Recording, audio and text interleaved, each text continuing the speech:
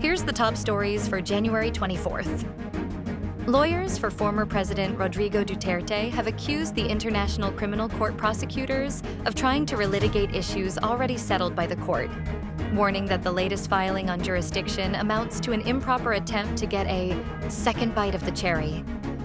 In a pleading dated January 23 and submitted to the ICC Appeals Chamber, Duterte's defense, led by Nicholas Kaufman, said the prosecution's additional submissions reopen questions on jurisdiction that were previously argued, decided, and not appealed, violating basic principles of finality in judicial proceedings.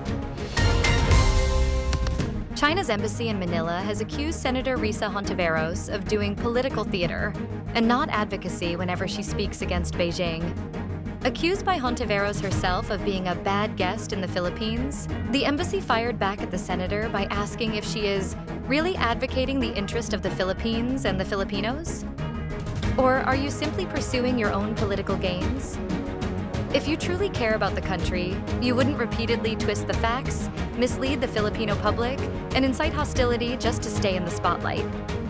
Guo Wei, spokesman for the embassy, said, "It wasn't clear which facts were twisted by Hontiveros, but the embassy has long been asserting its own claims over the West Philippine Sea by citing its own interpretation of international law. Many nations have recognized the United Nations Convention on the Law of the Sea, including China, which ratified it, which serves as the basis for the arbitral award on the South China Sea that turned in favor of the Philippines." Guo told Hontiveros, "No one wants to silence you, and no one should be silenced." But he added that freedom of speech is not a license to recklessly defame or attack others, let alone the head of state of another country. This is completely unacceptable.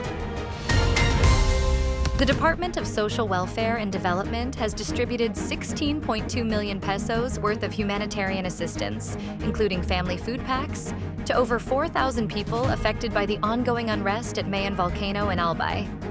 Mayon's activity has displaced 1,132 families, or 4,105 individuals. Of these, 1,115 families, or 4,054 people, stay in 12 evacuation centers across Bicol, while 17 families, or 51 individuals, are staying with relatives or friends. Phivolcs reported that the volcano continued to exhibit lava dome growth and diffusion from 12 a.m. on January 23rd to 12 a.m. on January 24th. It also recorded 261 rockfall events and 29 pyroclastic density currents, locally known as Usan. Phivolcs noted a fair crater glow, while sulfur dioxide emissions reached 6,110 tons on January 23rd. Mayon Volcano is still under Alert Level 3, which means hazardous eruptions could happen. PAGASA said on Saturday, January 24th, the low-pressure area east of Mindanao is expected to dissipate in the coming hours, while the northeast monsoon and shear line will continue to influence weather across several parts of the country. PAGASA weather specialist Daniel James Villamil said the LPA was last located 690 kilometers east of Davao City and is expected to weaken and merge with the shear line later in the day. He explained that the merging is likely as the LPA dissipates in the coming hours. The shear line will bring cloudy and rainy weather over the eastern sections of Visayas and Mindanao. Cloudy skies with scattered rains and isolated thunderstorms are expected over Caraga, Davao Region, Eastern Samar, Leyte, Southern Leyte, Camiguin, and Misamis Oriental. Villamil said the amihan will continue to bring cooler air and light rains over other parts of the country.